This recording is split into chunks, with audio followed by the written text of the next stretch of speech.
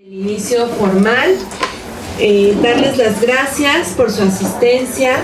Siempre es muy importante para nosotros que apoyen estos eventos académicos, sobre todo que pues aprovechen esta oferta de contenidos y conocimiento que estamos haciendo de manera permanente en el programa de diseño gráfico, y ponerlos un poco en antecedentes. La división de diseño y edificación a cargo de la maestra Elizabeth Cordero y el programa de diseño gráfico, bueno, tengo el privilegio y la responsabilidad de dirigir. Estamos buscando propiciar espacios y fomentar la investigación, sobre todo entre nuestra comunidad más joven, que son ustedes. No sabemos si entre todos los que estamos sentados aquí hay un posible investigador, alguien que le va a interesar escribir, teorizar, analizar al diseño como objeto de estudio, investigar para, por y desde el diseño. Entonces son muy importantes esos espacios, porque sobre todo una de las funciones primordiales de la universidad es la construcción del conocimiento, no solamente la docencia, la investigación, sino la construcción y la difusión de los saberes en este nivel que nos da la investigación. Y para mí es un privilegio contarles que a partir de esta gestión 2024-2028 se conformó un seminario de investigación liderado por el maestro Luis Martín Sánchez Adame, que yo se lo agradezco muchísimo, porque desde que conté la idea me dijo que sí, tiene una disposición increíble el doctor, y se acompañó de un equipo de trabajo maravilloso que son sus investigadores pares, que está aquí el doctor Oscar Vázquez, esto parece el IMSS, doctora, la doctora Norma Mayén, la doctora Anabel Estrada, que es su primer semestre con nosotros. Denle un aplauso de bienvenida.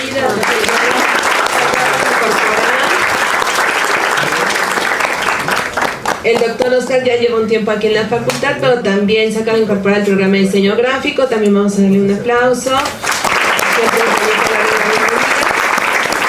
Y bueno, la doctora Mayén ya es de casa, ya la tenemos inventariada en la UNAM. El doctor Luis Martín también ya tiene un ratito aquí. En una primera etapa también colaboró la maestra Mariana Escobar, que también está aquí con nosotros.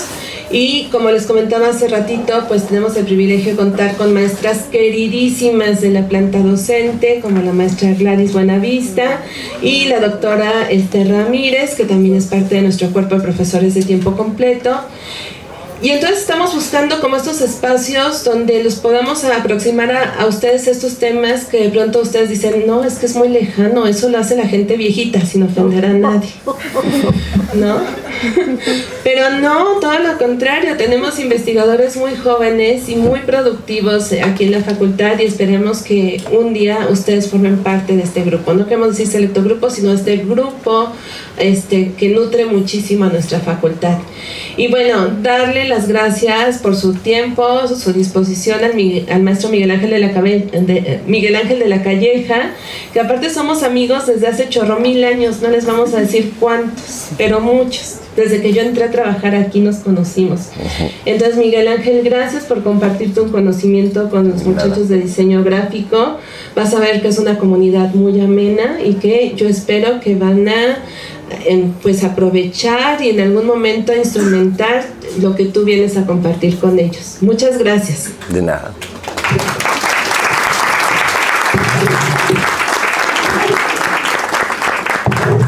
Muy buenos días, muchas gracias por la invitación, la división y al programa, al maestro, el doctor, que aquí lo veo y lo saludo. Mi nombre es Miguel Ángel de la Calleja y estoy a cargo del Departamento de Investigación en Comunicación y Estudios Culturales. Es uno de los departamentos con el nombre más grande de esta facultad, de la cual, por lo tanto, siempre se reduce a Comicultura, y que estamos en la WIM 2, también importante porque es uno de los lugares donde casi nadie sabe dónde está, por suerte, en muchos sentidos. Sí, estamos en el edificio que está entrando por la Mega. Ese edificio que casi todo el mundo se pasa de largo. Ahí estamos varios investigadores que nos dedicamos a investigación aplicada. ¿Qué significa esto? Que es muy importante para esta plática, que da mucho gusto con ustedes. Yo soy de Lengua y Literatura Hispánicas, ¿sí? Y estoy a cargo del Departamento de Investigaciones, y uno de los proyectos prioritarios del departamento. No es el único, pero uno de los proyectos prioritarios es la elaboración de la revista digital de la FES Acatlán con carácter internacional. Es muy importante comentarles que ahí en la WIM 2, la WIM 1 es la que ustedes conocen, que está enfrente del Auditorio Miguel de la Torre, se dedica a investigación básica, y en el área de la WIM 2 nos dedicamos a investigación aplicada. Significa esto que todo lo que hacemos y desarrollamos e investigamos debemos de concretarlo a la brevedad posible. Es decir, los trabajos de investigación de largo plazo sí deben de concretarse alguna vez, pero finalmente son de un carácter diferente.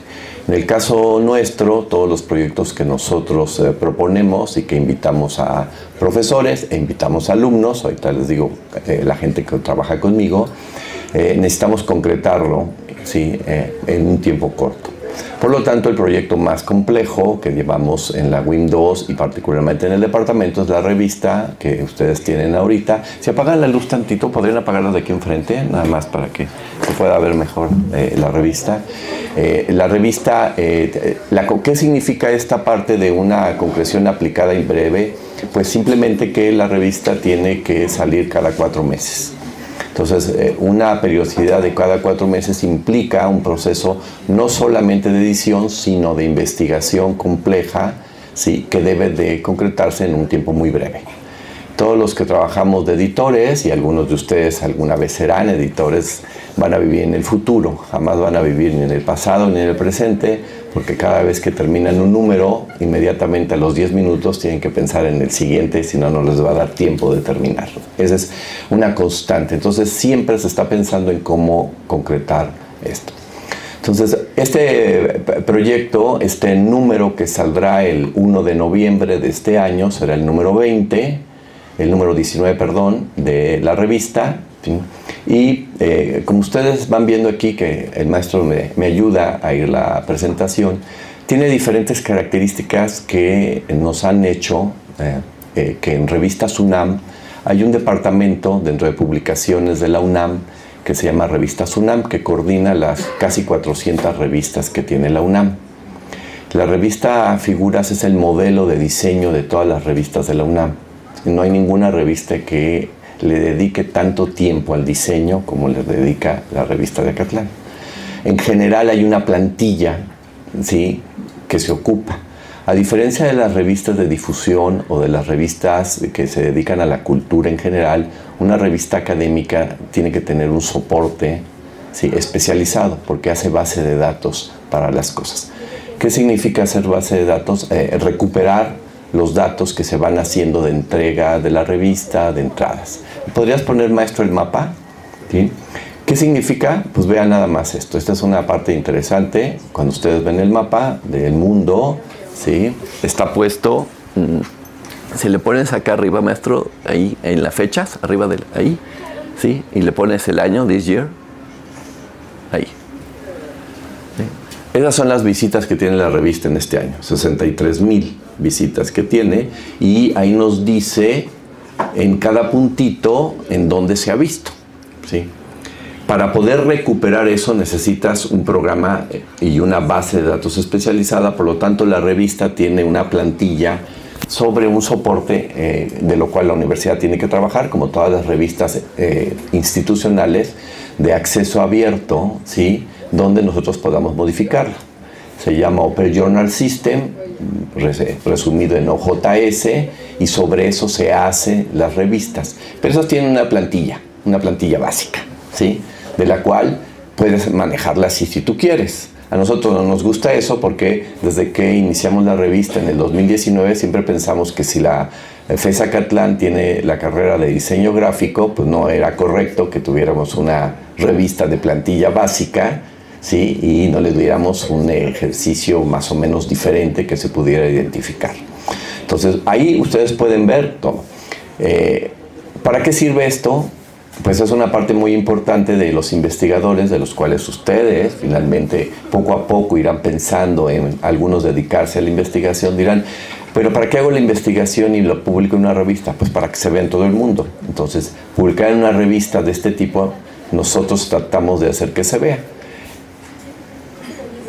Sabemos si de veras esto, esta parte, que no sé qué pasó en la revista, que si la revista de veras se ve o no se ve. ¿Cómo sabemos estas cosas? Bueno, ustedes ven ahí que tenemos en diferentes países del mundo.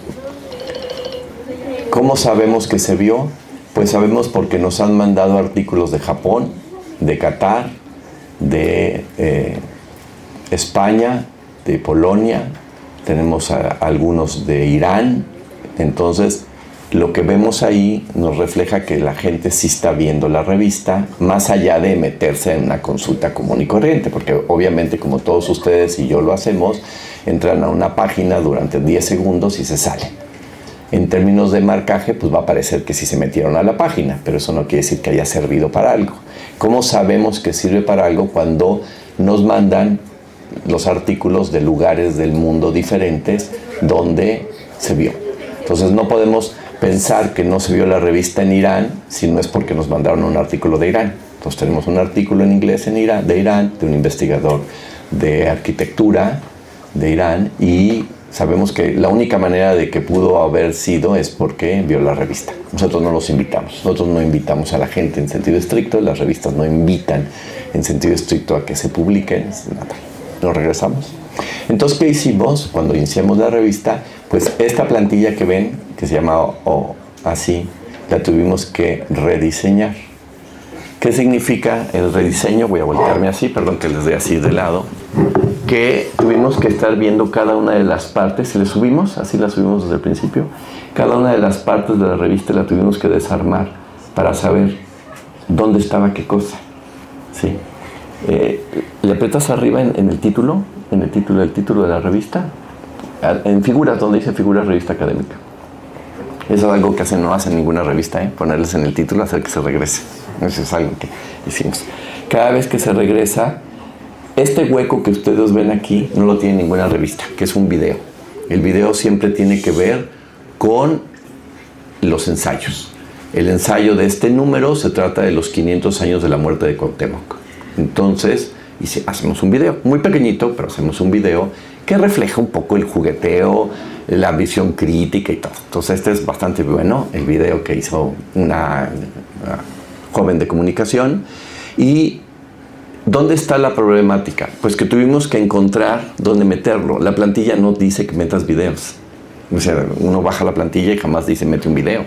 Entonces tuvimos que saber de qué tamaño podíamos hacerlo, exactamente en qué espacio, sin desarmar la plantilla completa. Cuando ya aprendimos a hacerlo eso en el primer número, si le aprietas por favor en videos, maestro, ahí en videos, entonces aprendimos dónde hacerlo. Este es el último video. Si ustedes se meten ahí, entonces van a ver todos los videos que hemos hecho. El título de la revista, que dice Figuras Revista Académica, cambia cada número.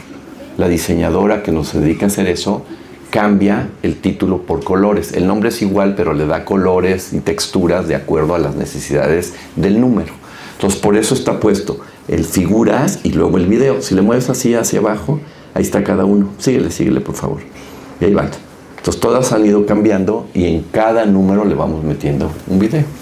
Siempre tiene que ver un video un poco abstracto, porque finalmente la revista, al llamarse Figuras, no tiene un video totalmente concreto, fuera del de Montaigne, que es ese que se acaba de ver, o uno de Dante. Este es uno de los que más me gusta, porque nadie sabe de qué se trata. Entonces, cada vez que lo ven, dicen, pues, ¿quién sabe de qué se tratará ese video? O sea, no es. Si le pones en archivo, vean el video, en archivo.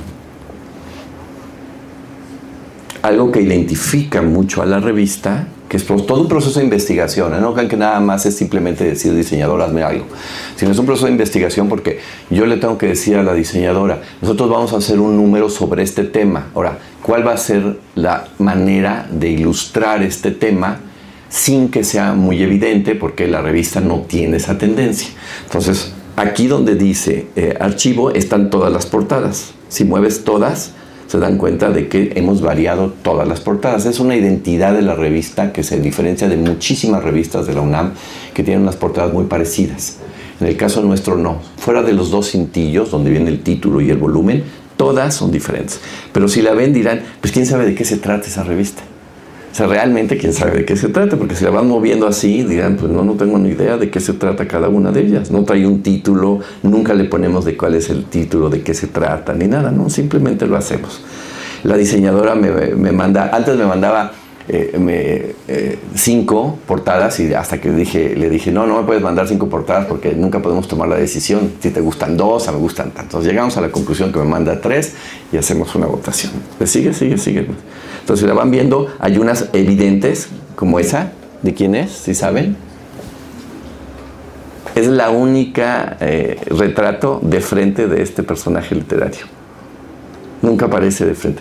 Por eso lo pusimos ahí, porque es la primera vez que lo encontramos entre tantas ilustraciones. Es Dante y es la primera vez que Dante está de frente. Casi siempre Dante está de lado, de perfil y todo. Es la única que encontramos y dijimos, pues vamos a poner un Dante ahí enojón, como es. Esa portada que ven de rojo es del video que veían que se hacían así. La pregunta es, ¿podrían saber de qué se trata? No, ¿verdad? Bueno, si le das en julio, octubre, maestro, ahí está. Se va a abrir la revista. Ustedes pueden consultar todos los números de la revista, ¿sí? Y ahí está. Entonces le das bajando, ¿sí? La revista tiene 3 secciones. Los artículos de investigación, ¿sí? Luego tiene otra sección que se llama ensayos y otra que son reseñas. Si le subes, sigue. No, van bien, ahí está. ¿Sí? ¿Puedes leer de qué se trata el número 1? Número 1. El primer ensayo. Es ensayos, escenas, el cuento de la menstruación. Así es. Todos los ensayos son de la menstruación. Escritos por mujeres, por jóvenes mujeres, tenían 22, 23 años, son escritoras jóvenes muy importantes. Y por eso hicimos esa portada así. Para evitar la evidencia absoluta, y entonces se nos ocurrió a la diseñadora que hicimos la portada. La del video es otra persona diferente a la de diseño que hace las portadas, y entonces a ella se le ocurrió. Entonces dijo, pues me parece muy bien, y dijimos, parece muy bien, no puede ser tan evidente, pero al mismo tiempo sí tiene relación, absolutamente. Entonces es una de las portadas, no de las que más me gustan todas, pero es una de las que me parece que reflejan perfectamente bien el esfuerzo de investigación. Es decir, tienes que pensar bien lo que vas a hacer. O sea, tienes que meditarlo, reflexionar, ver cuáles son tendencias, a veces son colores, es diseño que se va dando. Entonces, todo ese fenómeno lo hacemos en la revista. Entonces, cada número no solamente es un proceso de decir, voy a editar la revista, me llegan los artículos y los publico. Es todo un proceso complejo de investigación. O sea, tenemos que investigar particularmente de qué se tratan los ensayos, que es la que le da la portada y el título de la revista, cómo se van a hacer. Entonces, toda la revista la hemos diseñado.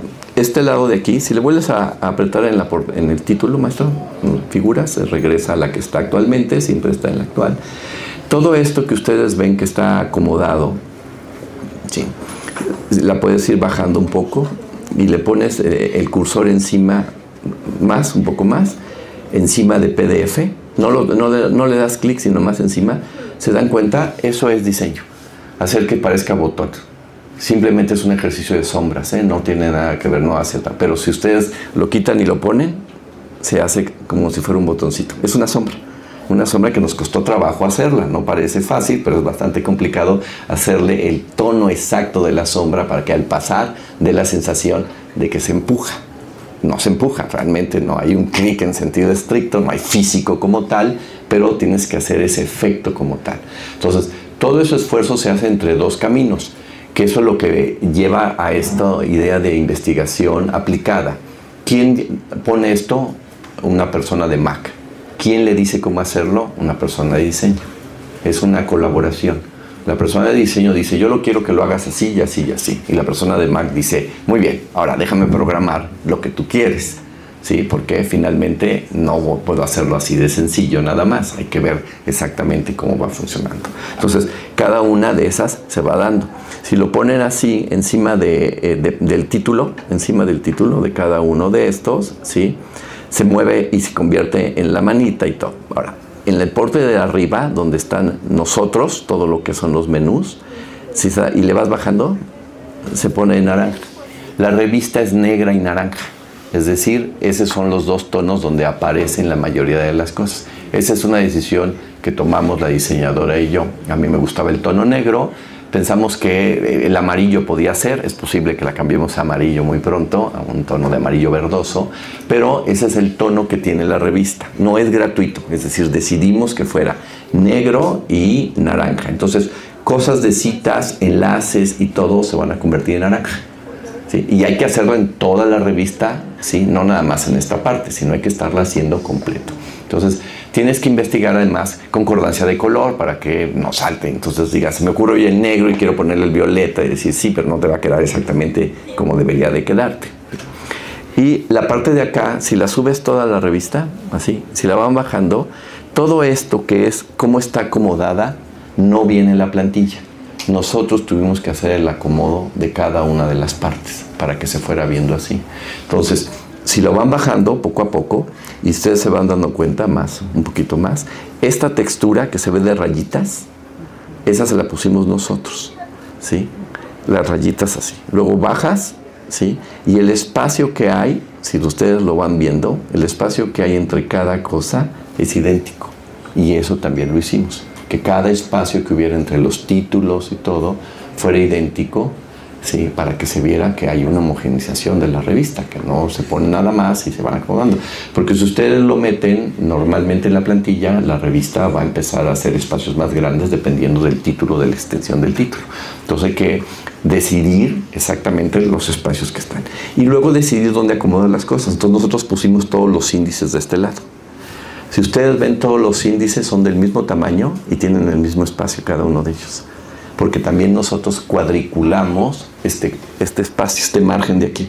Entonces, escondido en la programación, cuando nosotros lo abrimos en programación, nosotros vemos los espacios exactitos. Entonces, cada vez que nosotros metemos la revista a un índice y nos mandan su logo, la diseñadora lo tiene que poner a un tamaño especial y la gente de Mac, ¿sí? Lo que hace es acomodarla en el lugar exacto para que se vean parejitos. Parece una gratuidad, para muchas revistas siempre nos dicen, es demasiado trabajo. Pues sí, pero así debe de ser, es decir, no tiene que ser de otra manera. No tienes por qué nada más privilegiar los artículos, si no tienes el privilegio de hacerlo. Bueno, si le das en el primer artículo, PDF, nosotros antes de eso hacemos 3 versiones diferentes, que esa es la conjunción de jóvenes que hacen en el departamento, se llama iniciación a la investigación, ¿sí? Que es aprender a conjugar en 3 formas diferentes. Somos la única revista de la UNAM que hace 3 versiones diferentes, ¿sí? Hace un EPUB, un visor XML, que es un archivo de programación para la visualización, y un PDF. No dependen uno del otro. Cada uno se hace de manera independiente. Es como hacer 3 textos al mismo tiempo. No se puede hacer uno. Entonces, si le das en el PDF, los autores cuando ven que porque nunca les mandamos el archivo del PDF hasta que lo ven publicado, siempre nos dicen, ¿ustedes por qué hacen todo eso? Perdón. Así cayó esta parte de aquí. Sí, ya no sé dónde quedó el imán. Ahora sí. Probablemente dentro de su cabeza. Bueno, ahorita así me los dijo. Lo que hicimos aquí fue hacer un diseño. Si lo mueves todo el diseño, es rarísimo el diseño porque tiene mucho color, ¿sí? Tiene mucho aire. ¿Por qué? Porque no tenemos, ¿sí?, límite de extensión. La revista tiene problemas de tiempo, no de problemas de extensión. Porque como no la imprimimos, entonces no tenemos problemas de extensión. Entonces, cuando hicimos el diseño original, dijimos, pues vamos a hacerlo aireado bien para que la gente pueda leerlo a gusto y para que si se nos ocurren cosas, tengamos una columna del lado derecho para hacer cosas. Entonces, ustedes se dan cuenta, ¿sí?, como va avanzando, todo, ¿sí?, tiene mucho aire. Es raro en una revista. Normalmente es en hoja blanca, normalmente no tienen colores y el texto siempre está muy apretado, casi siempre.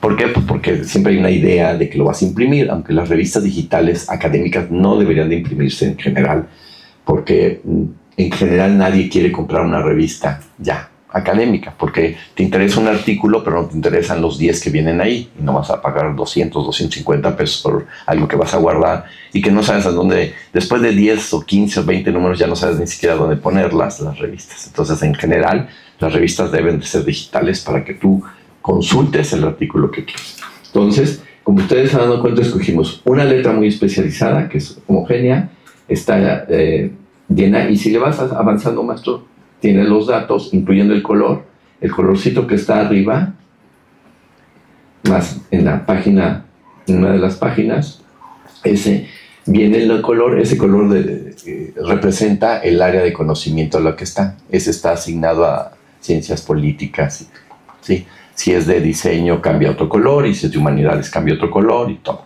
Viene el nombre del autor y viene su ORCID, que es una página especializada para poner los datos de los investigadores de manera internacional y se puedan conocer. Y al final, si llegas hasta el final, pues obviamente vienen todas las notas perfectamente elaboradas, y esa es una parte de la investigación que también realizamos. ¿Sí? En la revista se ocupa Chicago, ¿sí? Nos ocupa otro sistema que es el que permite mucho mejor en la Catlán y en general en las revistas hibridar entre un sistema de citación más acercado hacia las ciencias de matemáticas, ingenierías, biología y todo, y un sistema unido más hacia el área de ciencias sociales y humanidades. Chicago se permite las dos versiones. Entonces ocupamos la versión, en este caso todavía versión Chicago 17, aunque posiblemente el número que sigue vayamos a Chicago 18. Entonces toda la citación está hecha de esa manera. Si llegan hasta el final, ¿sí? Están todas las referencias, ¿sí? Con todo y agradecimiento. Si le regresas a las referencias, todas las referencias están perfectamente elaboradas, y parte de la investigación es aprender a hacer referencias. Entonces a los autores no les creemos, eso es parte de ahorita que les explico de integración académica, pues la verdad casi siempre vienen mal todas. Entonces se los dejamos impecables. Estamos reconocidos como de los que mejor hacemos referencias. Los dejamos impecables, es decir, sin errores, con todos los enlaces. Si los enlaces están truncos, les cambiamos el enlace o se les ponemos uno mejor, ¿sí? A veces ponen enlaces que no deberían de ser, sino mucho más internacionales, que permitan el compartir las citaciones, particularmente, ¿sí? Cuando se tienen que hacer de DOIs y demás. Entonces está hecho completo de esta manera. Si te regresas, maestro, a la revista con la flecha de aquel nombre, ahí está. Debo decir que esa flecha no existe, nosotros la inventamos. Esa es una cosa que les ofrecimos a los de OJ, que cuando hacían esto decían, oigan, ¿y cómo les hacemos para regresar? Pues con esta flecha, miren. Ahora aquí, debajo de la portada, de este lado, visor XML. Esta es un archivo que se llama, ustedes, si han algunos de ustedes bajado o les han llegado facturas a su casa, les dice factura XML y su PDF. El XML lo abren y tiene puros caracteres que no se pueden leer, son puras etiquetas internacionales que se dan. Esto es la traducción de nuestro XML. ¿Para qué sirve? Bueno, si alguna vez piensan, ¿cómo es que se recupera un artículo? ¿Cómo sabe cuando yo le pongo en el título el nombre, que es el nombre de alguien? ¿O cómo saben que se trata de un tema? ¿Sí? No hay personas detrás de eso, ninguna. Una estadística. Scopus, que es uno de los lugares donde más artículos se recopilan, tiene en su base de datos 13 millones de artículos e indexa diariamente 13.000. Diario sube a su plataforma 13.000 artículos. Entonces no hay ni una persona detrás de eso, ninguna. Lo que hay son algoritmos. ¿Qué hace el algoritmo? Ir a buscar en las revistas y busca las etiquetas. Entonces, este archivo detrás escondido tiene etiquetas. Etiquetas que es una etiqueta para decir, esto es el título, esto es el nombre del autor, este es el apellido del autor, este es la institución donde trabaja, este es su correo electrónico. Y entonces llegan los algoritmos, las máquinas virtuales, y se las llevan y las meten en cajones. Este es el cajón de correos electrónicos, este es el cajón de títulos, este es el cajón de nombres. Y eso hace que suceda lo que ustedes vieron en el mapa inicial, de que pueda llegar a todos lados del mundo. Entonces cada vez que alguien le teclea, puede llegar. ¿Por qué? Porque se ha metido en el cajón especializado. Hay búsquedas más especializadas que ponerle a Google nada más. Entonces, este archivo, que es feo, porque no se le puede meter mucho diseño, es muy difícil diseñar sobre un XML, hemos hecho lo necesario y posible, como que venga en naranja el nombre, si le va subiendo, ¿sí? Las citas están puestas también, las referencias están puestas en naranjita, que es nuestro color, y hacemos ejercicios complejos de eso. Si le le pones encima de Trotsky, fíjense lo que va a pasar de este lado. Le das clic y se pone, esta es su cita en amarillo. A diferencia de un HTML básico, que ustedes le dan clic y se va hasta el fondo, nosotros hicimos con OJ un sistema que es a la derecha, por lo tanto nunca se cambia. Siguen leyendo de este lado, pero la cita ya está de este lado. ¿Para qué? Para que no tengas que volver a hacer el scroll de regresar a buscar la revista. Entonces tú sigues avanzando y todo. De este lado, donde dice contenido, acá arriba, está el menú y le van dando clic en cada una de ellas y se va moviendo de acuerdo a los capítulos que se tienen. Si le das clic en referencias, no, arriba, ahí, aparecen todas las referencias en este lado en el orden de aparición. Si las queremos en orden alfabético, entonces sí, en el contenido, en referencias, y acá están en orden alfabético. Son dos maneras de consultar las referencias. Y si le das en información, vienen los datos, las palabras clave, el DOI, cuándo se recibió el artículo, se publicó y todo, son datos importantísimos para los investigadores. ¿Sí? Los agradecimientos, el copyright, y al final aquí donde está el autor, vienen los datos de él, de dónde proviene, el país de dónde está, su correspondencia, donde le pueden escribir, y el ORCID, es decir, la página personal que tiene. ¿Sí? Entonces todo este archivo que es de diseño ha sido muy complicado. Lo que ven aquí no es el básico. Nosotros le hemos metido mucho diseño para tratarlo de hacer. Un alumno de matemáticas aplicadas se tituló con esto. Exactamente eso fue su forma de titulación. Hacer el cambio. La diseñadora dijo, hay que ponerle color aquí, hay que moverlo para acá, hay que moverlo para acá. Y el de matemáticas tuvo que programar y nos costó un trabajal. Poner las palabras clave nos costó casi 6 meses de encontrar cómo hacer que aparecieran las palabras clave en ese lugar, que queríamos que aparecieran ahí. ¿Por qué? Porque el archivo, si ustedes conocen de programación, vienen líneas hacia abajo. El archivo de esto tiene alrededor de 14,000 líneas. Entonces, para poder encontrar dónde era lo que teníamos que hacer, pues hicimos algunas trampas logísticas que están. Ahora, les voy a decir por qué es muy importante la interacción. Yo soy de letras, él es de Mac, yo fui su asesor y yo le dije cómo encontrarlo. Y me decía, ¿pero cómo le hace, profe, si no es de Mac usted? Le digo, porque en la carrera de letras hay sintaxis de la oración y con un poco de sintaxis, aunque no es la misma sintaxis, te puedo decir más o menos por dónde está. Le dije, haz esto y le apareció. Después de mucho tiempo, pero apareció. Y ya, si le regresas acá de este lado, ¿sí? En la flecha, esa flecha también es nuestra, esa de regresar está hecha por acá. Bueno, ustedes pueden explorarla. Si ustedes le ponen revista académica de investigación, aparece, es la primera, así, revista académica, en Google es lo primero que les aparece. Nos ha costado mucho trabajo, pero nada más competimos con una revista que se llama Figuras y que sirve para recortar, hacer recortes como de primaria. Es la única con la que tenemos competencia a veces. Fuera de eso, somos la primera. Entonces es una revista que está muy bien marcada dentro de Google, pero muy bien marcada dentro de revistas UNAM y muy bien marcada dentro de revistas internacionales. Por las dos razones. Una, la académica, si pasas a la presentación, maestro, te les digo unas cosas básicas. Y la otra es de diseño. Es decir, poca gente se dedica a diseñar la revista como tal. Diseñas portadas. Aquí no, aquí diseñamos tanto el sitio como el número completo. Son dos diseños diferentes. El sitio lo hacemos entre número y número, es decir, este número va a salir el 1 de noviembre, 15 días nos dedicamos a revisar que funcione bien el número, que no tenga problemas, y en este mes de diciembre a enero, diciembre y enero, nos dedicamos al sitio. Obviamente se está haciendo toda la publicación y toda la revisión de los artículos, pero nos dedicamos al sitio. ¿Qué hay que hacerle? ¿Qué cambiamos? ¿Cuáles los problemas que pueda tener el sitio? ¿Cómo modificarlo? Hay muchos plugins que hay que ir instalando y cada vez que instalamos un plugin hay que hacerle diseño para que se vea bien, para que funcione. Y luego, ya el último mes, como ahorita en octubre, nos dedicamos, ya olvidamos el sitio relativamente. Les puedo decir que a las revistas académicas se les trata de hackear mucho, entonces hay que estarle constantemente revisando que no haya este problema, ¿sí? Pero nos dedicamos más a hacer la revista como tal. ¿Sí? Entonces, ¿cuáles son estos retos para investigadores de integridad académica? ¿sí? Si le mueves a la siguiente. Estos son los retos de todo investigador y joven que tenga que dedicarse a esto. Una, el reto de investigación de saber que es digital. Es decir, lo primero que les van a decir es, ¿cómo es digital es más barata? Y no es más barata hacer una revista digital, ¿sí?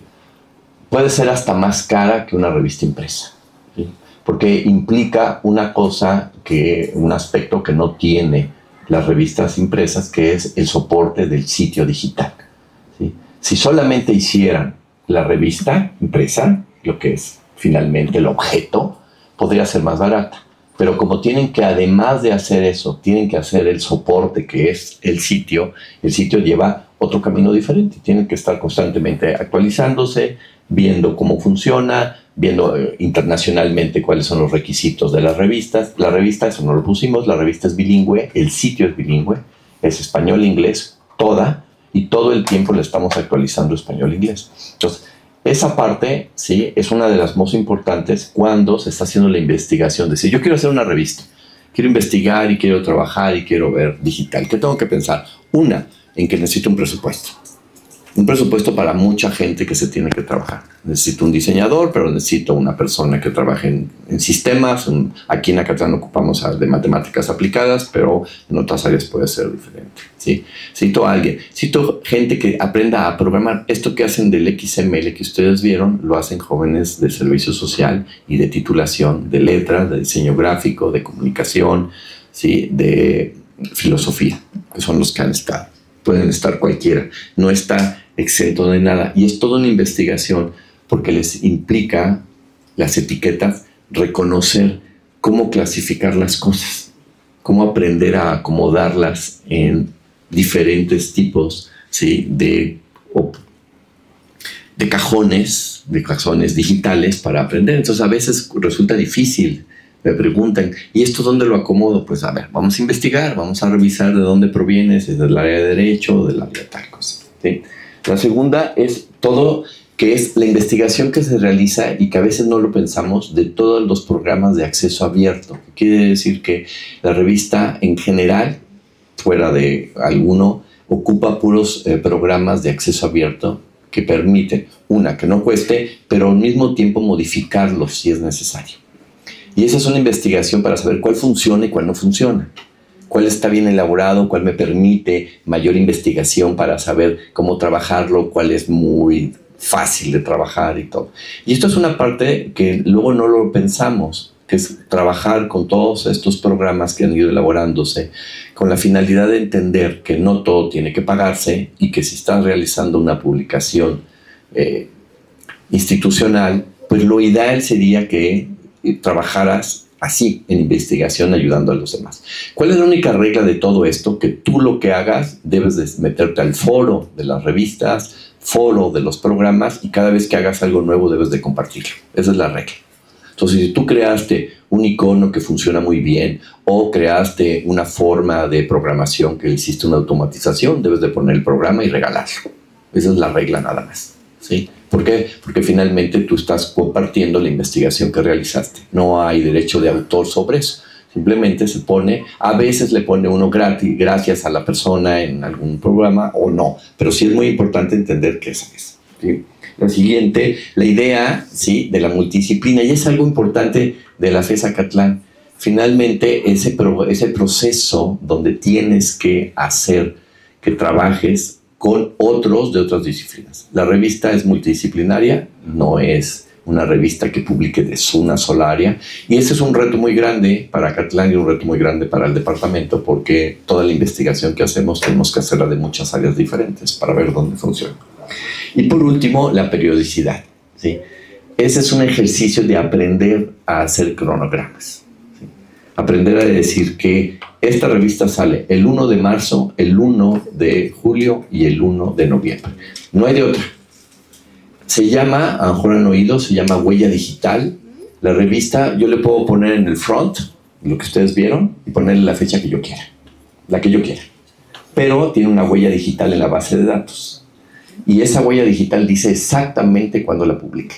Entonces yo puedo ponerla en el front, ¿verdad? 1 de noviembre. Pero la realidad es que no me dio tiempo y la publiqué el 20 de noviembre.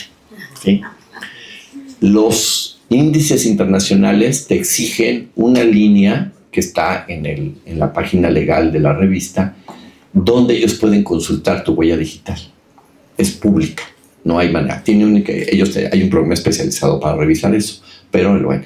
Y entonces ahí lo ven, y entonces me pueden decir, pues mira, tú dijiste que era del 1 de noviembre, pero realmente publicaste el 20 de noviembre, por lo tanto te vamos a llamar la atención. La regla de las revistas, todas, es que debes de publicar en el primer día de tu periodo. Si tu periodo el nuestro es el que sigue, noviembre, febrero, no es que puedas publicar entre noviembre y febrero. Tienes que publicar el 1 de noviembre y dejar que corra la revista hasta febrero y el 1 de marzo volverla a cambiar. Entonces, ese es un reto de cronograma, que significa que tienes que tener claramente cuándo vas a hacer las cosas para que llegues exactamente al día. Nosotros publicamos la revista a las 12:05 del día, en la madrugada, en la noche. Entonces, a las 11 de la noche ya está lista la revista y a las 12:01 yo le doy clic a un botón que es publicar y tarda alrededor de 4 o 5 minutos en ya hacer todo el cambio al sitio, porque tiene que cambiarse todo el sitio. El sitio de repente tiene un video, cambia otro video, tiene una portada, cambia otra portada y sube todos los artículos y todos los archivos. Son 5 minutos. Pero a los 12 días del 1 de noviembre, en este caso, ya estará el otro número. Y la huella digital dirá qué es eso. Es una parte de investigación importante de los hábitos de educación y de investigación. Es decir, esta idea de la que yo pienso, bueno, lo puedo entregar otro día, me pasa un día, hoy no hago nada. En esta parte no se puede. O lo haces o no llegas al final. Es decir, no hay manera. ¿Por qué? Pues porque finalmente hay procesos que sabes exactamente en qué tiempo se van a trabajar. La siguiente. Una de las cosas importantes de investigación son los códigos de ética. ¿Sí? Ahora cada vez más es importante los códigos de ética para poder saber exactamente qué investigas, ¿sí? A quién le debes cosas, es decir, con quién investigaste, si tuviste compañeros de investigación, hicieron un trabajo, una parte de lo que tú hiciste. Si estás en el área de ciencias, a lo mejor fueron los que hicieron los experimentos de laboratorio y te dieron los resultados. Si estuvieras en médico, a lo mejor las enfermeras que punzaron los dedos de toda la gente para sacar sangre y ver los resultados de glucosa para un problema de diabetes, es gente que finalmente trabajó para ti. Entonces, los códigos de ética ahora son muy importantes, especialmente en las publicaciones y en el trabajo que se hace, porque ya no hacemos trabajo individual, hacemos mucho trabajo colectivo. Entonces, es muy importante en el proceso de investigación, de elaboración de artículos, de ensayos que se van a publicar, darle el crédito a toda la gente que se va haciendo. Y claro, ver los límites hasta dónde hago citaciones de un tipo y del otro. Ahorita veremos unas cosas de esto. La otra es entender esta idea de revisión de pares, es decir, la idea de que sé que mi trabajo, porque esa es una parte que cuando estamos muy jóvenes no lo acabamos de entender completamente, que es, puedo ser original, sí, hasta cierto límite, pero siempre habrá alguien que me pueda dar una perspectiva diferente de lo que yo estoy trabajando. No que me corrija en el sentido estricto, porque a veces se entiende que dárselo a alguien más es como para que me diga que está mal y que no lo hice bien, sino entender que hay personas que se están dedicando a lo mismo que yo, en otra perspectiva, en otra área, y dárselo a leer me ayuda a entender el proceso. Entonces, siempre que vayan a trabajar con algo, ya sea para entregar un trabajo en sus propias clases o después, siempre piensen en que lo lea otra persona. Ayuda muchísimo a entender que te digan hasta lo más básico, pues sabes que escribes muy mal, la verdad. A lo mejor tienes muy buenas ideas, pero están muy escondidas, necesitas redactarlo mejor, porque la verdad, medio entendí. Sé que es interesante lo que propones, pero no acabo de entenderlo completamente. Y eso nada más lo puede hacer cuando se lo das a leer a otra persona. Es leer un par, alguien que sabe lo que tú sabes, que sabe qué quieres hacer y que le permites hacer. Se llama doble ciego porque evitas el nombre para que no haya conflictos. Les voy a decir algo importante para que vean hacia dónde vamos avanzando. La UNESCO propone que no haya doble ciego, que deben de reconocerse los evaluadores de todos los artículos. Hay muchas revistas que lo hacen.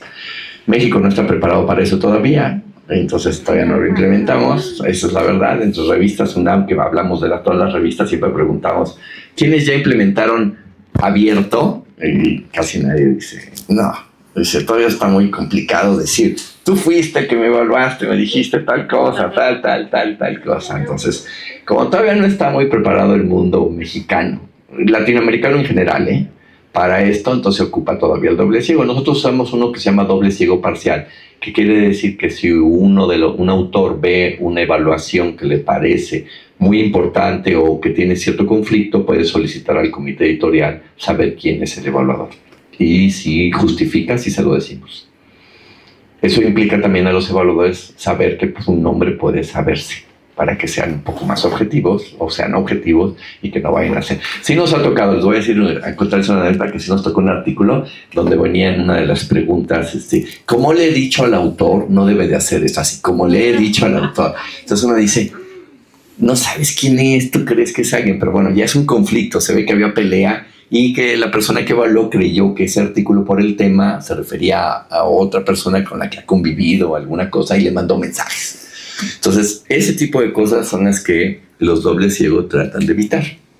Esto un poco de regaño, decirle, ya te había avisado que no debes de escribir de esta manera o cosas así. Entonces, no es lo mejor. Lo ideal sería que fuera abierto, esa es la realidad. Todo el mundo debe saber quién te evalúa y no debes decir nada. Aceptas unas cosas, otras no las aceptas y das un argumento de por qué razón no las aceptas, y así todos estaríamos en paz. Pero dado que así no es este mundo mexicano y latinoamericano, mejor nos mantenemos así. ¿Sí? La siguiente, el aparato crítico. En los procesos de investigación, una de las cosas que es más importante y que no debe de ser dejado de lado es cómo escribo y a quién le escribo. Y eso es el aparato crítico, ¿sí? Poner las citaciones, poner las referencias, ¿sí? Saber exactamente, ¿sí?, las notas, cómo ponerlas. No es nada más decir, me apoyé en esta lectura o en este artículo. Implica decirle a quien están diciéndoselo cómo leer. ¿Sí? ¿Cómo voy a leer? ¿Sí? No es lo mismo decirle, tú vas a leer con un paréntesis donde tienes un apellido, una fecha y una página, a ponerle una nota a pie de página donde te estoy diciendo, el artículo que acabo de leer no me convence y por tal cosa. ¿Sí? Los aparatos críticos no es una gratuidad, ni es una monserga que luego se cansen de decir, ¿por qué tengo que poner notas y todo? Porque es la manera en que le estás diciendo al otro qué leíste tú y qué leíste de otro. Pero algo mucho más importante, que el maestro se va a acordar también, que decía el maestro Raimundo bien, ¿sí?, que era citar es citarse. Significa que cada vez que citan a alguien, se citan a ustedes mismos, no al autor, porque ustedes le recortan una parte, le ponen 2 líneas, que el autor, les pongo la anécdota de Octavio Paz. Octavio Paz escribió un libro sobre Marcel Duchamp, y entonces lo dio a Marcel Duchamp y le dijo, le escribí un libro sobre usted, y entonces Marcel Duchamp lo leyó y le dijo, muy buen libro, no se trata nada de mí, pero muy buen libro. ¿Sí? Y está buena la anécdota porque implica decir que cuando uno cita, pues a veces el autor escribió un párrafo y uno le roba 2 líneas, y lo hace que diga lo que uno quiere que diga. Esa es la verdad. Uno hace que diga, como dijo tal, 2 puntos, tal cosa, y entonces le pones la nota y está bien, y luego va uno y la conforta y dice, pues sí lo dijo. Pero si ya lee uno toda la página, uno dice, más o menos dijo lo que yo digo que dijo. Por eso el aparato crítico es muy importante, y por eso es muy importante entender a cómo dirigimos nuestra estructura. Por eso realmente citar es citarse. Es decir, es lo que yo quiero que diga el texto, y el autor es para decir que pues tengo apoyo bibliográfico, mi apoyo referencial, todo. Pero hay que tener todo el cuidado. Por eso los aparatos críticos son muy importantes. No deben dejarse de lado. Entonces, es una parte de investigación. Cada vez que hacemos un artículo, cada vez que hacemos un tipo de ensayo, hay que pensar muy bien cómo hago mi aparato crítico. Es decir, cómo le voy a decir al otro que leí y cómo quiero que lea. Porque esa es la regla, cómo quiero que lea. No es para que nada más se entere del tema del que estoy trabajando, sino cómo debe leer el tema que estoy haciendo. Entonces, son maneras. Hay muchas maneras de hacer. Nosotros hacemos el de Chicago con la finalidad de que funcione mejor, y de veras se los dejamos impecables porque, pues la verdad, nos llegan más o menos. A veces sí, cuando son amigos y les digo, oye, ya llevas licenciatura, maestría, doctorado y postdoctorado y todavía no sabes citar. Esa es la verdad. La revisión de estilo. es para ustedes de diseño gráfico, para la gente que va a trabajar en editorial, yo creo que es una de las profesiones más menospreciadas que puede haber. Nadie quiere que le revisen el estilo. Nadie quiere que le corrijan lo que escribe. Todo el mundo se siente capacitado para escribir y mandar su texto. Y entonces cuando le dicen, yo creo que te voy a arreglar todo, decir, bueno, a lo mejor lo han visto cuando la gente consulta a los revisores de estilo y dice, ¿cuánto me vas a cobrar? Y les dices X cantidad, 100 pesos la cuartilla, y dicen, híjole, son 100 y tanto, voy a pagar como 3, 4, 5 mil pesos. ¿Es mucho o no? No es mucho. Primero tengo que leerlo. Luego tengo que entenderte de un tema que no necesariamente necesitas saber del tema. Y luego tengo que corregírtelo. Porque da la casualidad de que se te fueron esto, hiciste oraciones extrañísimas, hiciste condicional. Las condicionales es muy común que digan, si esto, el otro, aquello, y luego pasan 4 párrafos y luego ya llega el, entonces esto, aquello. Y dices, oye, ya pasaron 4 párrafos, esto tenía que ir como allá arriba, es decir, para decir la segunda parte de la condicional. O que todo el mundo escribe en este mundo adversativo, o sea, negativo, y todo el mundo hace oraciones para acabar en peros. Que esto, que el otro, que aquello, pero. Que el otro, que aquello, aunque. Pero, todo el mundo cabe en estas oraciones. Y entonces uno quiere decir, no todo el mundo es así, ni todas las oraciones son adversativas, hay que cambiar. Entonces, una parte importante de la reflexión es hacer revisión de estilo propia y luego la otra. Es decir, pedirle a alguien que la haga, y cuando alguien les diga, oiga, hay que hacer revisión de estilo, no lo vean como un trabajo menospreciado. En general se desocupa mucho. ¿Cuál es el problema del tiempo de publicación? ¿Por qué se quejan de ustedes cuando investiguen, van a mandar su artículo? Hay muchos memes, muchísimos memes en todas las redes sociales que dicen, mandé mi artículo, y es un joven, sí, impetuoso, fuerte y sano. Me aceptaron mi artículo y trae un bastón y ya está viejo. Es decir, dicen, tardó muchísimo. ¿Por qué se tarda mucho? Porque tarda mucho el aparato crítico y la revisión de estilo, que es algo que el autor que manda nunca piensa que va a suceder. Entonces dice, ¿por qué tardó tanto si yo lo mandé? ¿Qué tanto tardan en buscar un evaluador que diga que sí está bien y todo? Pues sí, tarda mucho en que primero entendamos de qué se trata tu texto. Es decir, nosotros como revisores. Entonces, cada vez que escriban uno, piensen que alguien más lo va a leer. Que alguien más tiene que entenderlo. Escribir artículos no significa demostrar que soy un especialista que sabe muchas cosas de un tema. Esa es una vanidad que no debería de ser. Escribo un artículo porque quiero divulgar un conocimiento que le va a ayudar a los otros. Y si le va a ayudar a los otros tienen que entenderlo. Si no, no sirve de nada. O sea, nada más publicar el artículo y escribir algo y decir, se me ocurrió una idea original y ahí les va. Y si le entendiste bien y si no, ese es tu problema. Es un mal augurio de escritura. Entonces, hay que pensar en esa parte, ¿sí? Y por último, todo esto de cuando se cita. Pasamos a la siguiente. ¿Sí? A la siguiente, por favor. Otra. Ahorita les digo. ¿Sí? Esta parte. Bueno, para terminar esta parte. Aquí les puse, si le aprietas en IA, en la IA. Ahí está. Nosotros en la revista no ocupamos una IA. Yo no la desgloso porque además no creo que sea eso lo que dicen que es. Entonces, para mí es una IA nada más, ¿sí? Pero sí hay que tener mucho cuidado. Estamos en este mundo donde para todo lo hacen, ¿sí? Pero hay que entender que una parte de todo esto son todos los datos que les damos a la IA, primero. Le damos todos los datos que queramos. Segundo, ¿sí? Cuando ocupamos una IA general, estas son IAs muy particulares, especializadas para cosas muy particulares, para hacer resúmenes y todo, y todas son de paga, ¿sí? Estas no son gratuitas. Tienen una parte gratuita, pero no sirve de nada. Cuando ocupamos una IA general y le pedimos que haga una cosa mediocre, como decirle, ¿me puedes dar la fecha de nacimiento de fulano de tal? Es una cosa mediocre, realmente. Contaminamos el planeta porque ocupan mucha agua. Para pedirle una tontería, que es, dime cuándo nació Benito Juárez. Esa es la verdad, es decir, ocupamos para tonterías.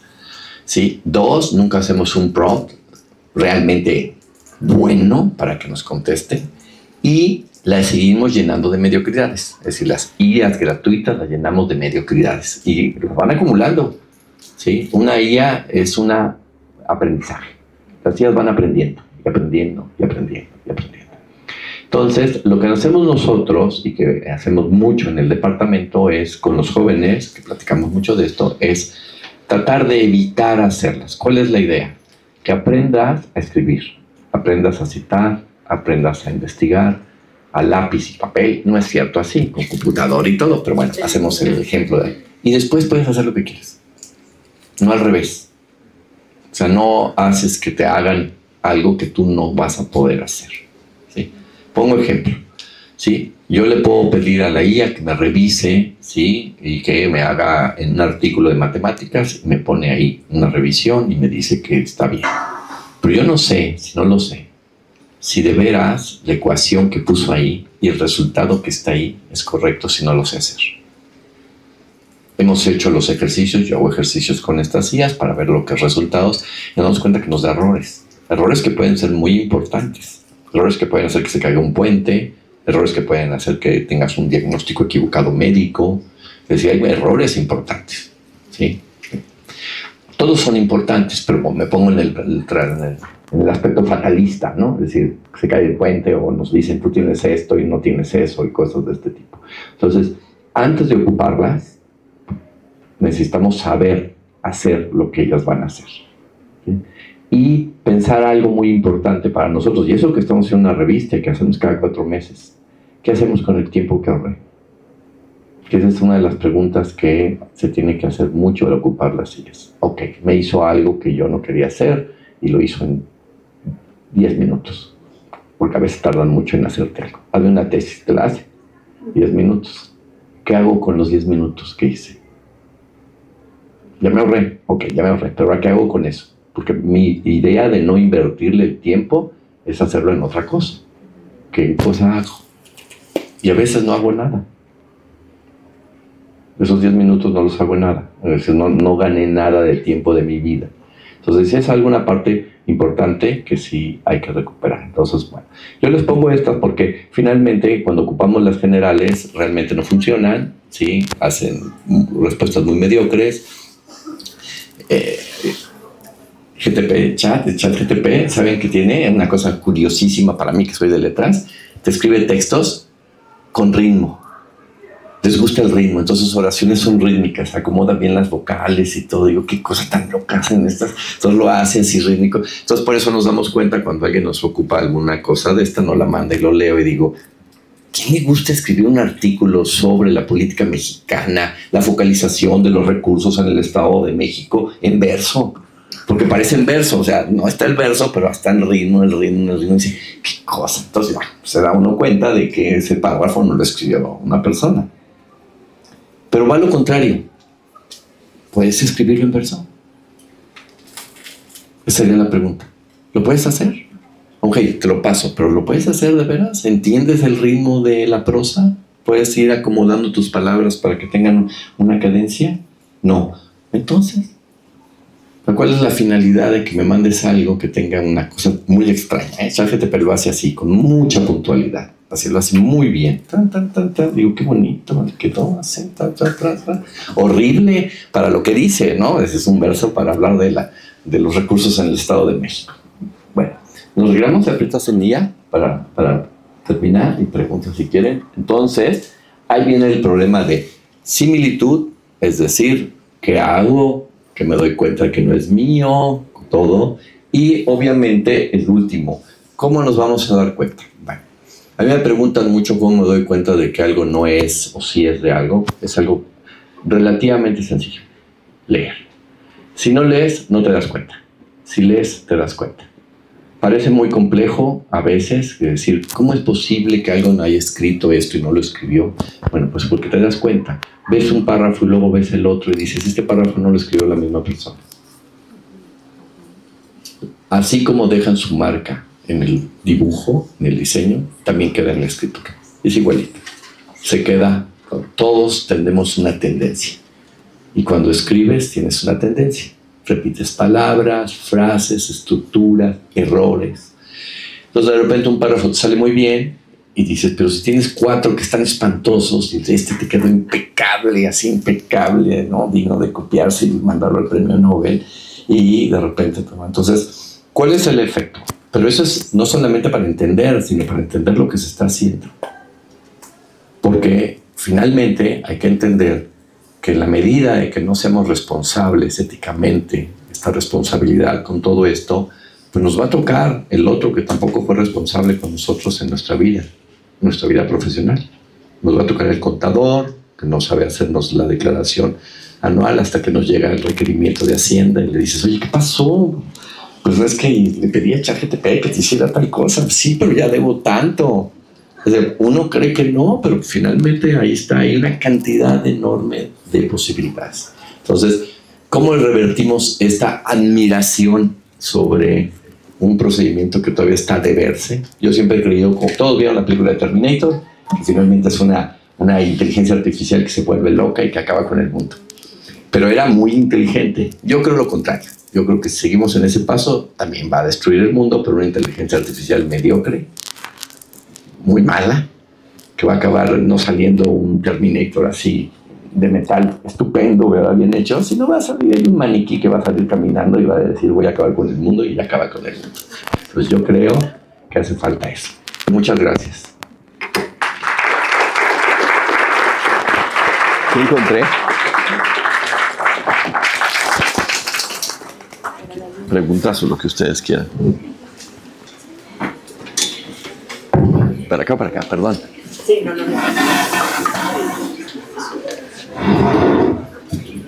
Muchas gracias al maestro Miguel Ángel. Si alguien tiene alguna pregunta, tenemos un tiempo breve. Aprovechamos el tiempo del maestro que viene a platicar con nosotros. Si no, pues me dejan a mí preguntar. Va a empezar para que... No, acá la maestra. Está muy bien para que se abra la... Maestro Miguel Ángel, pues un gusto estar en su plática, la verdad muy interesante como siempre. Y mi pregunta es la siguiente: ¿cuál sería la estructura de un documento académico en términos de los requerimientos que deba cumplir? Porque a veces se presentan textos supuestamente académicos, ¿no? Pero ¿qué tendríamos que considerar al momento de hacer un documento que tenga una estructura académica? Muy bien. Allí en el departamento hacemos se llama laboratorio de escritura. Yo te digo qué es lo que debe tener, pero hacemos un laboratorio y así se llama laboratorio. No se llama taller, no se llama curso, se llama laboratorio. Y su cartel es una híbrido entre una sala de dentista, de carpintero y herrero. Y entonces cuando va la gente les digo, de eso se trata, de sacar dientes aquí, que significa que trabaje la gente. Y nosotros lo hacemos de 2 vertientes, artículo académico y de ensayo. Esa es la primera. Para diferenciar muy claramente entre cómo se proponen las investigaciones en 2 estructuras que no son similares, realmente son bastante diferentes. Entonces, una de las partes de explicarlas es por qué un artículo académico no es un ensayo y por qué los ensayos que les llaman ensayos académicos son bastante sui generis y todo. ¿Cuál es el ejercicio que les pido siempre en este laboratorio para entender esta parte? Que me manden, ¿sí?, cómo evalúan un ensayo. ¿Sí? Son profesores y piden a los alumnos hagan un ensayo y luego cuál es, ¿sí?, su criterio para evaluar. Y casi siempre el criterio es un artículo. Me explico, es decir, casi siempre cuando evalúan un ensayo lo evalúan con criterios de artículo. ¿Sí? Entonces digo, ok, entonces ya entendieron de qué se trata el artículo. Normalmente hay una estructura de artículo académico que proviene desde 1600, que es la que reconocen en general en todos lados, ¿sí?, que tiene una ventaja cuando se ha trabajado los artículos y que ya ha habido mucha investigación sobre eso, que se trata de unificar para que todo el mundo pueda encontrar las partes de lo que se está dando, ¿sí? Entonces, esta estructura, ¿sí?, que nació en una revista académica por 1600, médica. Los médicos en general llevan esa manera de anticipo de todos los artículos porque era un caos para los médicos entender el lenguaje y las estructuras de lo que estaban haciendo. Entonces, pero se pusieron de acuerdo, dijeron, oigan, tú haces cirugía de aquí, tú haces cirugía de acá, o tú ves esto, necesitamos ponernos de acuerdo, ¿sí? Entonces, normalmente la estructura tradicional lógica que se ocupa es ocupar la idea de presentación, ¿sí? La del desarrollo, el método que se ocupa, la discusión en que se va dando y las conclusiones. Es decir, que es la manera en que tradicionalmente se están organizando todos los artículos. Ahora, el de métodos normalmente se cancela en ciertas áreas. Cuando el área, vamos a suponer, de arquitectura y diseño está más unida hacia sociales y humanidades, casi nunca aparece esa. Cuando está más unido a lo técnico, especialmente en arquitectura, es decir, cuando está unido mucho más a la parte de ingeniería o la parte que tiene que ver con construcción, sí aparece eso. Porque tiene que ver con las experiencias que se han hecho, ¿sí? Sobre cálculo de materiales o cosas de este tipo. Entonces, esa es la estructura como se va dando, ¿sí? Entonces, en general se busca que tenga un título y un objetivo puntual, es decir, el objetivo casi debe de resumir muy bien y hacer que la gente comprenda de qué se trata. Que esa es una diferencia con el ensayo, ¿sí? Es decir, si yo les digo que un ensayo se llama, ¿sí?, Historia de las pelucas, casi no sé exactamente de qué se va a tratar. Si puedo entender, pues no sé, será cómo nacieron, de qué se trata y todo. En cambio, si yo tengo un artículo que se llama la focalización del presupuesto en el Estado de México del año 2017 al 2027, tengo claramente de qué se va a tratar. Es una diferencia importante, ¿sí? Los artículos no crean expectativas en sentido estricto, ¿sí?, de dudas sobre lo que se va a tratar. No es un ejercicio de suspenso los artículos, ¿sí? Que es una diferencia muy importante con los ensayos. Los ensayos sí pueden tener esa característica. Los artículos no. Los artículos tienes que ser claro y puntual. Tú no tienes que decir, voy a ver si después cuando lo leas, a ver si me entero de qué se trata. No, tienes que ser, esto es de lo que se trata y esto es como tal. Y desarrollar luego, obviamente, a veces se le pone pues, un resumen donde debe de dividirse claramente entre de qué se trató, quién lo hizo, cuál es el objetivo y adelantar conclusiones. Es decir, a eso vamos a llegar. ¿Por qué es importante esto? Porque, insisto, no hay, los artículos no son de sorpresa. Los artículos son de explicación de lo que ya se hizo, de lo que ya se comprobó, de lo que ya se investigó previamente, ¿sí? No es un desarrollo en el camino de la investigación, es lo que ya hice. Yo ya sé todo y lo voy a demostrar. Y tengo que presentárselo a otro, y el otro, que esa es una parte muy importante de los artículos, debe de poderme seguir y llegar al final igual que yo.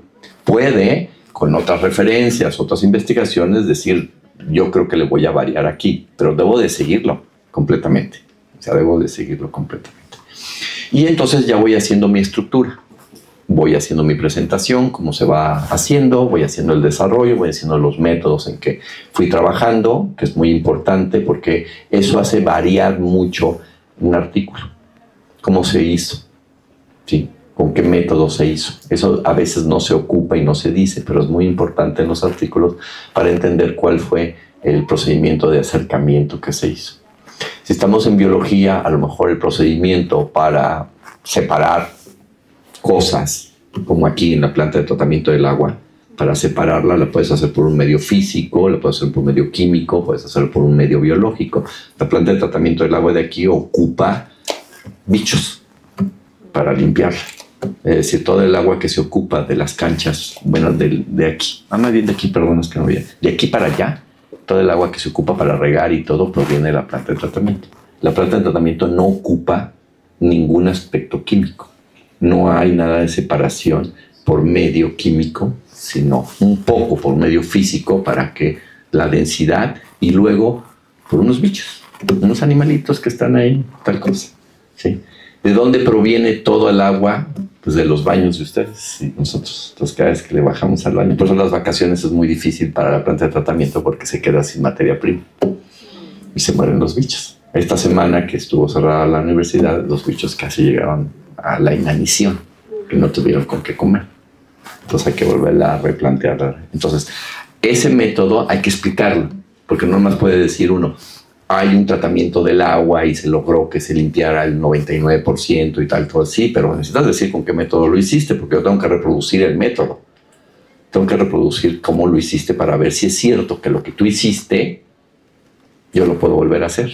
Y a ver si es cierto que sale como tú lo dijiste que hiciste. Entonces, esa parte no hay que cancelarla. Se cancela mucho, a veces no se explica, pero es una parte muy importante que se va dando. Y entonces viene la discusión, que es exactamente esa idea de decir, aquel le hizo esto, yo hice aquello, me salió de esta manera, que no quiere decir que lo haya hecho mal, pero simplemente yo hice una vertiente diferente y saco mi conclusión. Y las referencias que se van poniendo, que ya depende, esa es una discusión muy importante que se tiene que hacer en clase y todo, porque hemos hecho de los 10 años hacia atrás como la utopía de lo que puede ser lo más importante. En México, en Latinoamérica particularmente, se hacen muy pocos artículos de revisión, ¿sí? Aquí, como ven, aquí dice artículos de investigación, pero nosotros tenemos artículos de revisión. De revisión es cuando alguien se dedica a revisar las citas y las referencias de otros artículos y hacen una síntesis de lo que se ha estado haciendo. Eso es muy importante para darnos cuenta de cuál es el periodo donde yo tengo que empezar a citar en un artículo para no decir un número aleatorio. Todo el mundo hace un número aleatorio. Uno lo entiende cuando revisa artículos o cuando revisas tesis o cualquier investigación que te dicen tu bibliografía o tus referencias están un poco antiguas, deberías de tener de 10 años para acá. Eso es un número absolutamente arbitrario que no existe en ningún lugar y que no hay manera de comprobar que lo que se hizo hace 10 años sea lo más actual y lo más importante. Puede ser lo de hace un año o puede ser lo de hace 25. ¿Para qué sirven los artículos de revisión? Exactamente para eso. Para que la gente se dedica a leer y a leer y a leer y a leer sobre un tema, hace unas presentaciones de todas estas referencias y tú dices, muy bien, realmente cambió la perspectiva de este tema con unas nuevas referencias hace 15 años. Entonces, de 15 para acá tengo que empezar a hacer. Otras no han cambiado. Lleva 40 años y siguen todavía trabajándolo. Entonces, aunque ocupe yo textos de ayer, sigue siendo muy parecido. Entonces, esta parte de las referencias, yo le llamo referencias, no bibliografía, porque ya ahora se ocupan muchos menos libros que antes, ahora se ocupan mucho más artículos o páginas web donde tiene datos y todo. Y esa es una parte muy importante de saber hasta dónde debo pedir o no pedir las referencias. Entonces, no es solamente poner las citas y referencias, es meditar estrictamente qué estoy ocupando y tener claro de por qué ocupé algo. Entonces, una de las reflexiones de investigación que enseñamos en el departamento es a leer artículos de revisión y entender cómo puedo yo decir hasta dónde un tema tiene ya una transformación. Eso es parte de mi investigación, es decir, no puedo pedirle a alguien, necesito bibliografías de 10 años para acá porque van a ser las más actuales. Esa es como un poquito la utopía y el deseo del sistema métrico decimal de los 10. Yo lo voy a decir aquí, aunque estemos de funcionarios, yo soy funcionario y la base de funcionario. Yo hubiera hecho los festejos de los 49 o de los 51 años, y no de los 50. A mí me hubiera gustado más decir, cumplimos 49 años. Oye, ¿por qué? Pues nada más. No 50, 51, 53. Es decir, esa utopía del decimal, de ir de 5 en 5 en 5 en 5. Puede ser o no, si fuéramos persas iríamos de 6 en 6 en 6 en sexagesimal y ya.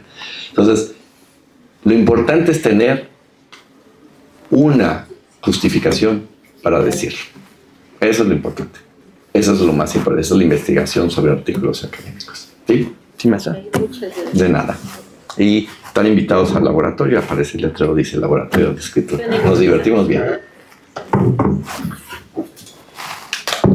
Agradecemos mucho, maestro, que nos haya regalado su tiempo, que nos haya venido a compartir sus experiencias, su nivel de expertise aquí con nosotros, sobre todo porque en la comunidad de diseño gráfico creo que muchas veces tenemos este concepto de investigación un tanto abstracto, un poco lejano. Entonces yo creo que ya al menos con esta charla pudieron tener una primera aproximación, sobre todo a aquellos que les interesa el diseño editorial, ¿no?